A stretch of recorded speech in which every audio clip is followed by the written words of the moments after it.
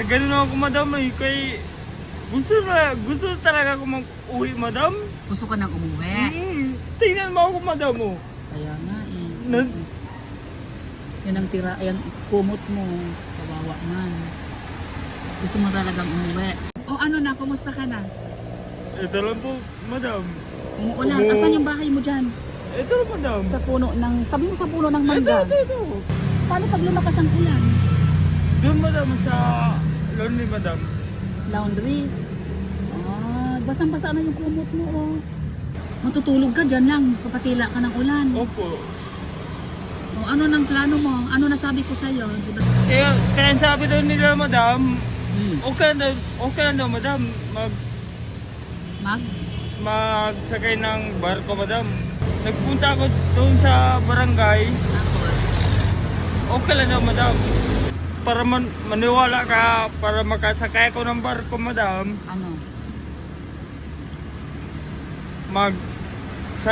sama ka dito sa barangay para makauwi ko sa amin.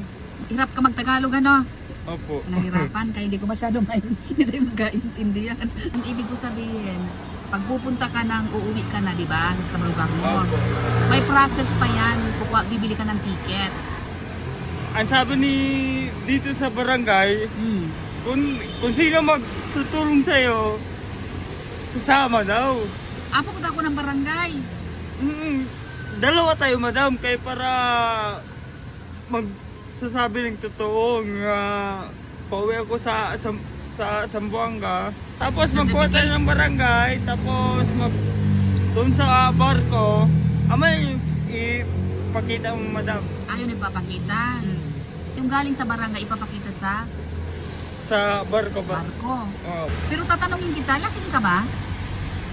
Di naman madam. Nagano ako madam eh, kay gusto talaga ako mag-uwi madam. Gusto ka nang umuwi. Tingnan mo ako madam oh. Kaya nga eh. Nag- Yan ang tira, yan kumot mo. Kawawa man. Gusto mo talagang umuwi. Pero hindi ka naman lasing.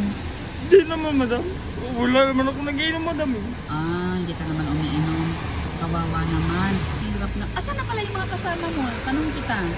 Di ba yung dating nung lumuwas ka dito ng Manila, yung mga kasama mo nasaan? Wala na madam. Nagganon na madam. Nagiwa-hiwalay na. Yung 5 kilo mo, dito nagsaing-saing ako dito. Ano nangyari? Naubos mo na yan? Wala na. Kay